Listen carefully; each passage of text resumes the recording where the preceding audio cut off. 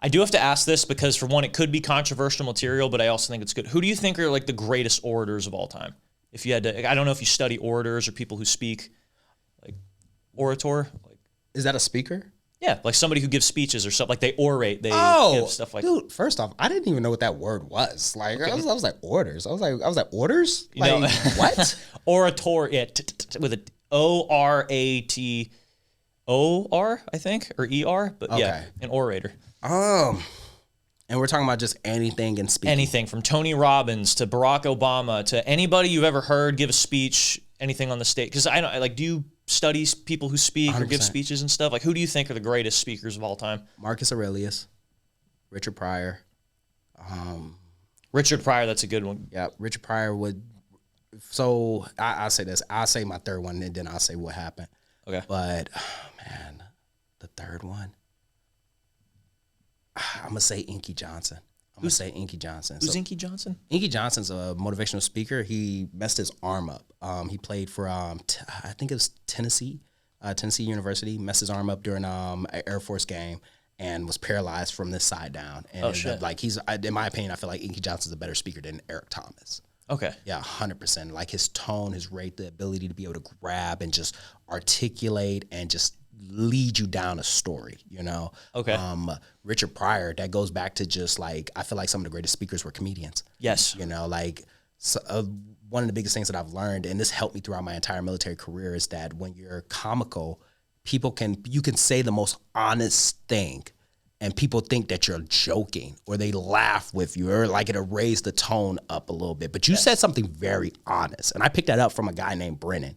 Okay. Like Brennan was very comical when he spoke, but he was, if you weren't paying attention, you would miss it. But he was actually saying the most honest thing ever. You know, like I remember one time somebody was like, "Brennan, why are you late?" He was like, he was like, well, my wife was drunk. And I was like, what? And he laughed. The staff sergeant laughed thinking Brennan was fucking around.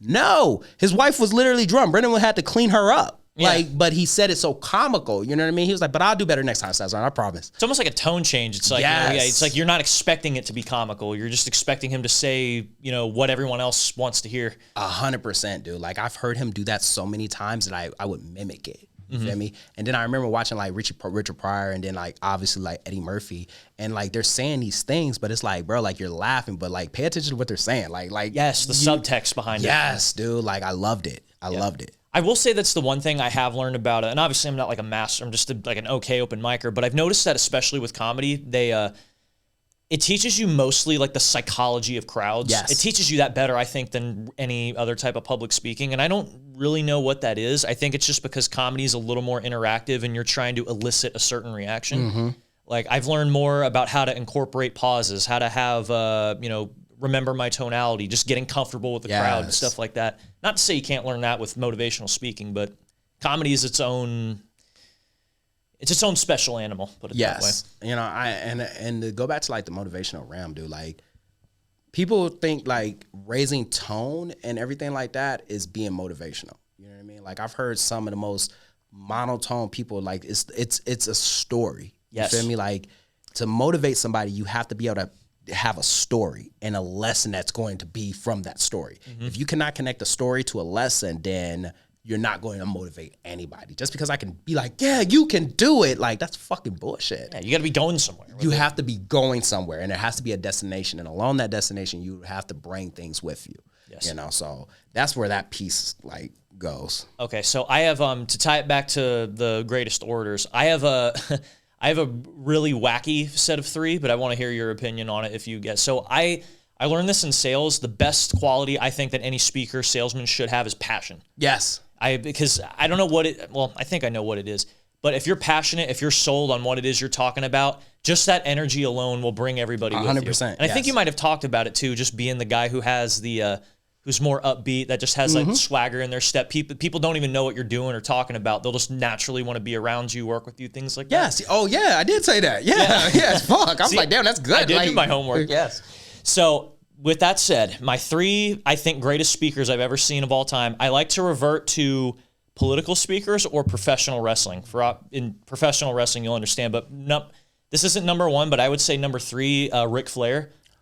You know, when you said wrestling, I immediately thought of Ric Flair. Really? Yep. Yes. in terms of technique, skill, actual like wrestling stuff like that, not really my favorite. You know, I'd maybe like Kurt Angle or Rey Mysterio, but nobody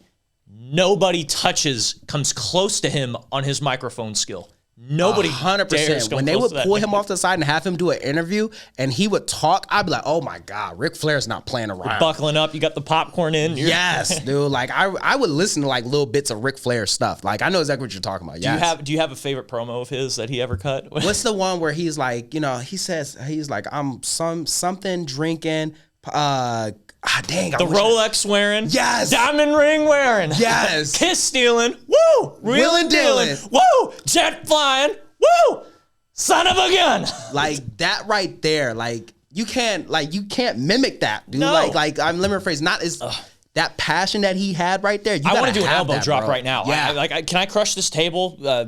Sorry, I'm forgetting your name. Can I crush this table? Just drop the me on it.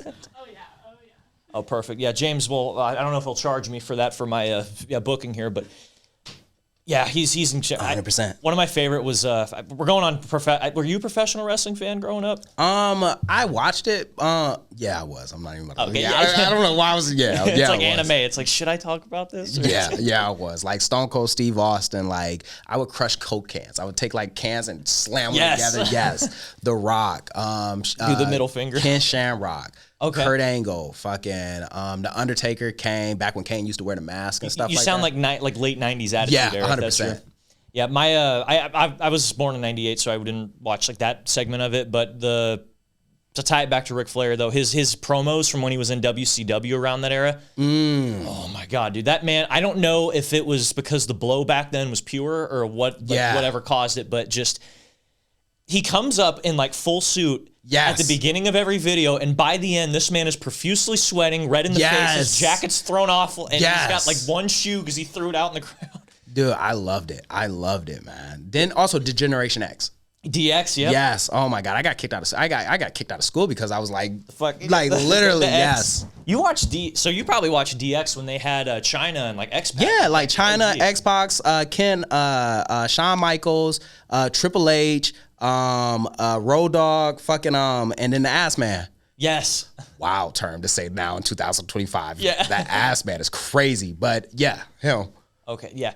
I don't know how I'm going to transition this back to my other two favorite speakers who have ever done it, but this is where the controversy comes in. But I think the big two from World War II in terms of like raw oratory skills, but you have to go with Benito Mussolini and then Adolf Hitler. I knew that you were going to say Adolf Hitler. Yeah, I mean, well, because people talk about it a lot. They talk about how angry he gets and stuff like that. But if you look at how calm, poised he is, and then by the end, you know, he never starts out that way. He doesn't care. Like I was reading this, I think from some other, because World War II is probably the most documented historical thing ever. He was never like that in real life. He was more, I want to say like us, just regular people. He never commanded he wasn't the center of attention when he was in a room. He would get cut off sometimes like average people do, or like how we do to each other. But then when he'd get up on stage, you'd see he'd talk normal, he addressed the crowd, and then by the end of it, that's when he brings out the passion in it. And Mussolini was kind of the same, but his is funny because you know how Italians can be, how they're very animated and stuff like that. I didn't realize how like actual Italians, not Philadelphia or Brooklyn Italians, but like Italians are. His speeches, you'll see him literally do stuff like this, and then he'll end off, you know, literally. Like, I'm not even being his body language. Yeah, he was so intense. But the reason that I think it, and maybe it's just because I look at it from history, if you can convince an entire group of people who got, do you want to say something? No.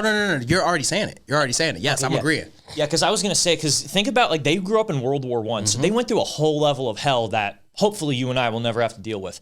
And their oratory, their speeches were so persuasive, they convinced their countries, let's go through that again. 100%, dude. Like, when you think of, like, the greatest speakers, like, these people are able, with their words, are able to move crowds. Yes. That is the beauty in speaking. You know what I mean? Like, and I promise you, like, if you would have asked me like 5 years ago, I thought it was stupid. You know what I mean? Like, I would have thought it was like what? You don't see the value. You know what I mean? But when you listen to people that can speak and like articulate, storytell and command, and just from body language, posture, tone, rate, all of these things, and they're moving crowds. Yes. that is powerful in its own right. Like I remember when they said, what is it like? The tongue is more powerful than the sword. They weren't lying. No. They weren't lying. And so when you think about like those great speakers and what their actions caused, or let me rephrase, their words caused, it's like you cannot, it's an undeniable thing of saying like this person is a great speaker. Absolutely. You know what I mean? Another controversial one is, and fun fact, I actually studied like his speaking, like the way that he speaks and stuff, Donald Trump. Okay. Donald Trump is actually a really like, I know we may laugh about like how he says things and everything like that. Yeah, because he is a showman. Yes, he's a showman, but he will say things and do things on stage that gets people to come in. You know what I mean? A good example is he's like, oh, well, they think this.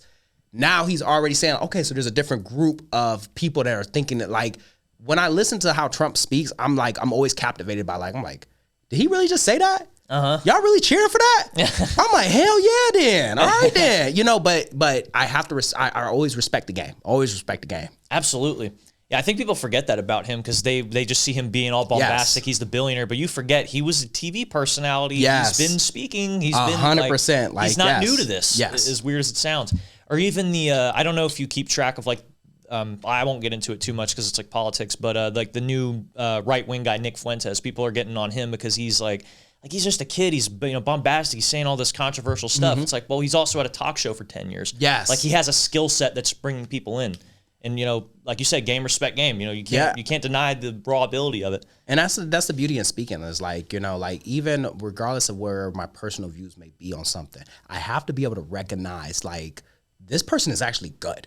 Yeah. You know what I mean? And I feel like a lot of times like people like will try to dull down the talent or the skill of something because they don't like this person.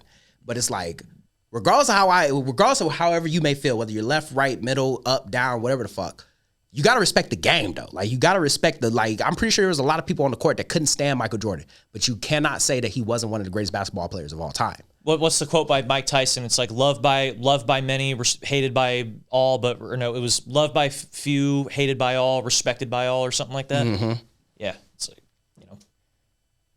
yeah, regardless of your feelings, you can't, the talent will always show. The talent will always show, yes. What do the Christians say? The shining light on a hill or something like that? You can't hide a shining light on a hill?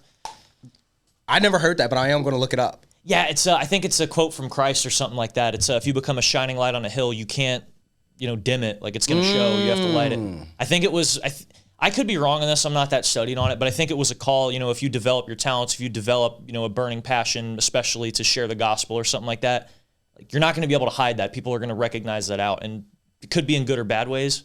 I know what you're talking about. I had it in my head. I'm terrible at quoting scripture. I mean, I know some biblical stories, but I could not tell you the Genesis 1:5 or I know few in between, but what you just said goes back to the mantra that I had.